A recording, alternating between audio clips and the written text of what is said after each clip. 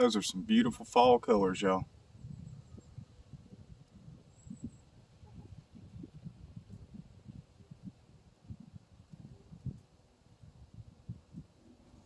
Hey, y'all. Hope everybody's having a good weekend, enjoying this beautiful but cold fall Saturday. Today's November the 13th, and we finally got the strawberries pulled out of this bed here so we can get some greens planted in here for the chickens to snack on throughout the winter. Figured I'd take you guys along and just kind of show you how I do bed prep, pulling out plants, amending the soil, getting it ready for another crop.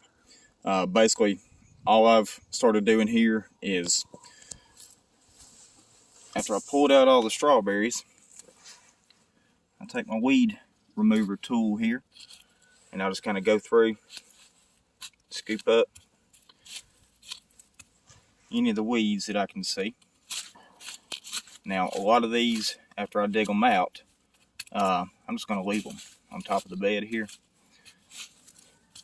That way, when we put the black cow on there and kind of mix everything up, basically to just smother them out, and they'll start to decompose and add more organic material back to the bed.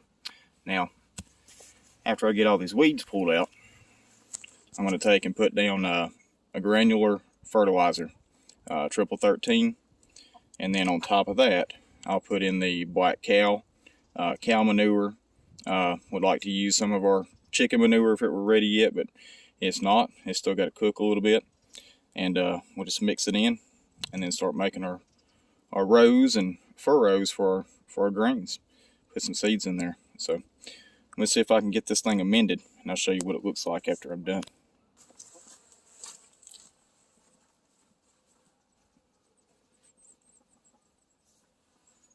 Alright, so we got 3 bags of black cow manure out in this raised bed here. This is roughly an 8 foot by 8 foot bed. And now all we got to do is just break up some of these big clumps. This hard rake.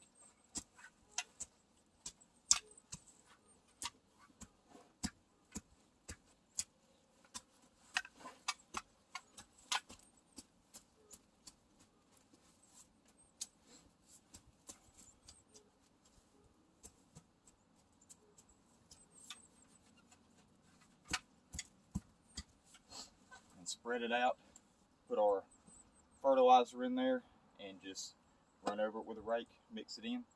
So let me see if I can get the rest of these clumps and this straightened out a little bit here, and we'll be back.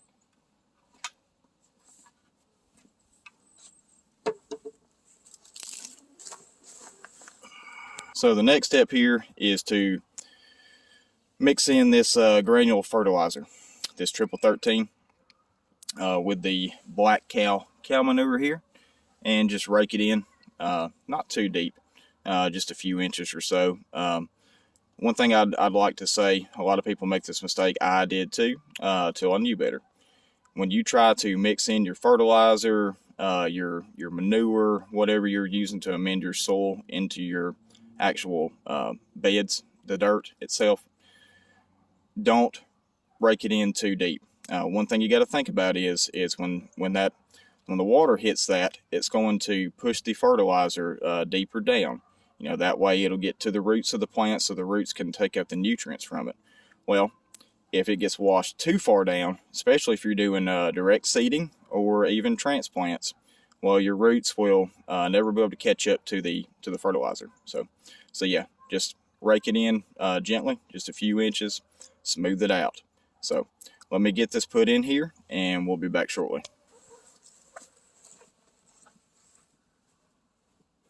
So I've got this bucket, or old plant container, full of the fertilizer here. And basically all we're going to do is we're just going to take this and broadcast it out on top of this bed before we rake it in. Real simple. It ain't rocket science. Just toss you some out. Try to get as even of a coverage as you can. You don't want it to just be all clumped up in one area. You want to try to spread the nutrients out the best that you can. And another word of advice here, probably always heard the old saying, do as I say, not as I do. Alright, well that applies to this too. Probably want to wear gloves doing this instead of just using your bare hands. Especially if you have any sort of cut or open wound on your hands, fingers, something like that, like I do at the moment. Let me tell you, it's going to burn a little bit. But hey, hindsight's 20/20. We're just trying to get this done before dark. We're running out of daylight a lot sooner this time of year.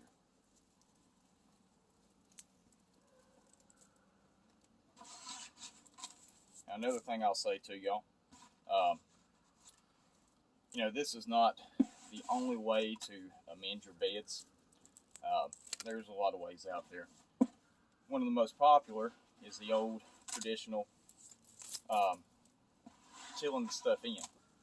Now, there's a lot of people you'll talk to, they swear by tilling in their plants after their growing season is over, putting in their fertilizer, organic matter, that sort of thing, then tilling that in, and then throughout the growing season, especially if you're doing traditional rows, a lot of people will go through with their tiller, tractor, whatever, and go through the walkways to do some weeding. Now, I'll tell you, I've tried both methods of doing this, the traditional way and this way here. You could kind of call this a no-dig approach. I wouldn't say that it's actually to the T, no-dig. If y'all are familiar with Charles Dowding, then you probably know what no-dig consists of. But we really don't dig down into this stuff any more than with just a hard rake when we're amending our beds. Maybe a little spade to pull out some weeds. But what I've found is by not disturbing the soil deep down underneath the first few inches or so, what I've seen over the past 3 years, this is how I've been doing my gardening methods for the past 3 years now, is your soil becomes a lot more fertile over time. Now, what I've read and my opinion of that is basically when you till deeply, or when you dig deeply into an established garden bed that already has a well set up ecosystem, you're killing a lot of the microbes, the earthworms even, that you really want to have established in your garden bed. You want them to live there. They will work the soil, they will fertilize the soil, especially earthworms, earthworm castings. They dig through there, they squeeze out their little poop balls. Hey, that's fertilizer, and it's great fertilizer. As far as the weeds, the plants that you pull out themselves, a lot of times, unless it's just a very, very obnoxious type of weed, a lot of it I leave in the bed. Some people call it a chop and drop method. For example, some of these little guys, well, I just left that in there and I raked it under.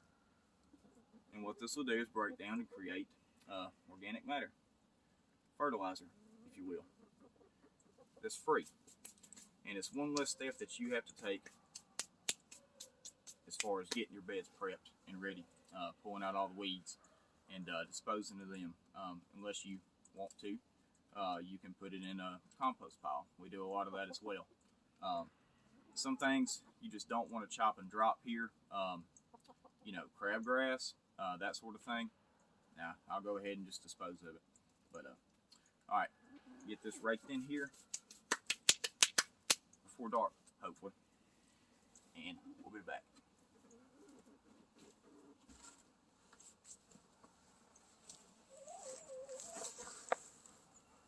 And this bed is done.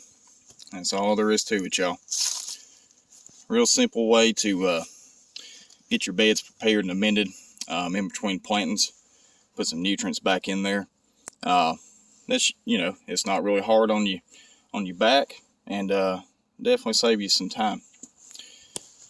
Now look how rich, after mixing in the black cow manure with my topsoil. Look at that. That is some pretty stuff right there.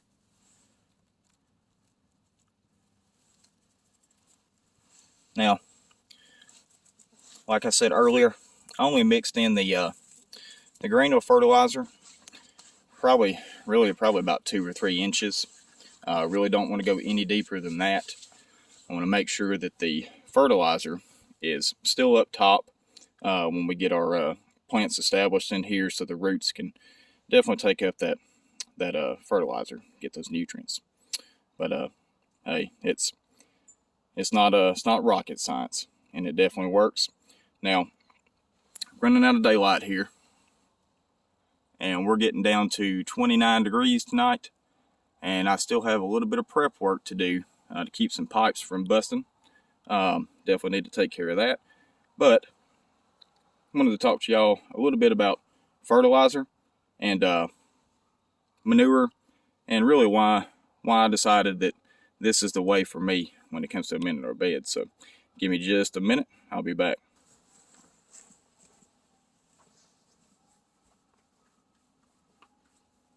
So, about fertilizer. This is Black Cow, which is a bagged fertilizer that you can buy at your local co-op, hardware store, places like that.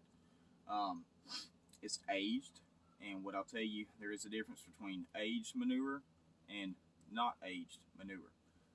Your hot manures, which are things, manures that come from animals like cows, chickens, for example, that is a hot manure. It's very high in nitrogen, and if you don't let it sit, dry out, get rained on a few times, and just age, more or less cool down, if you were to put it directly onto your soil and plant right away, or use it as a top dressing or a side dressing on plants that you already have established, well, chances are it's going to be too hot, and it will burn your plants.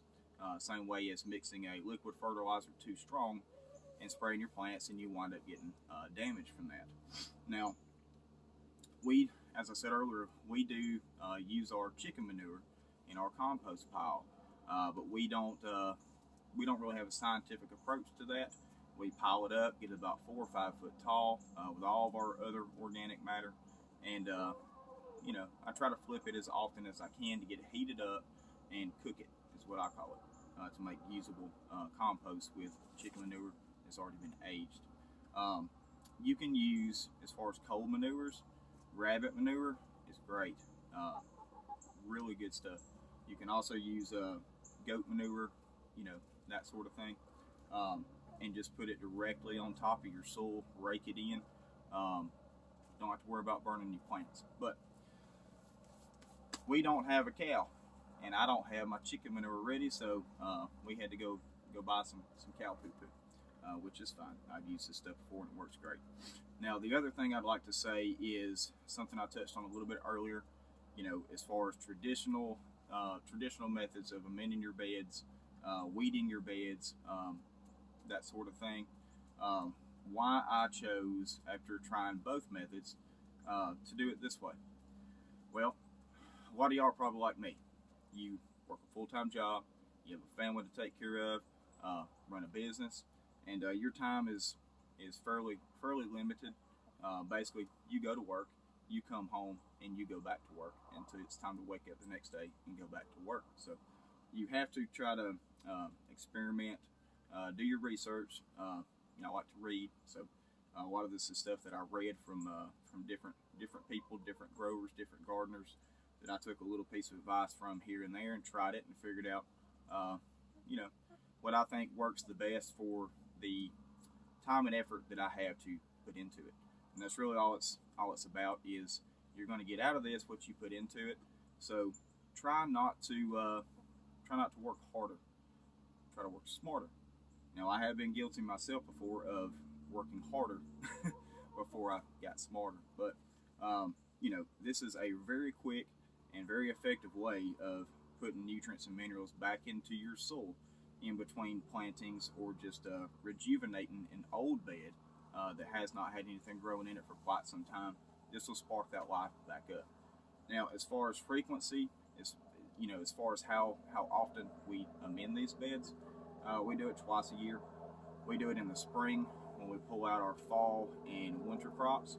We'll do this exact same thing here in all of our beds, and then a lot of times we will put a layer of mulch down, cypress mulch, which won't change the pH of your soil. Leaves, this time of year, have a lot of leaves available. Just bag them up, dump them on top of your bed. Free mulch, The other time is after we pull out our summer crops in preparation for the fall and winter garden. We'll go ahead and do this then as well. It's a very, very simple way to do this, and you get good results. We could do our whole garden, which is roughly, don't even know, 14 raised beds, I think. We could do this, including pulling out crops before we amend the soil. We could do all this in a day. So definitely saves time and effort.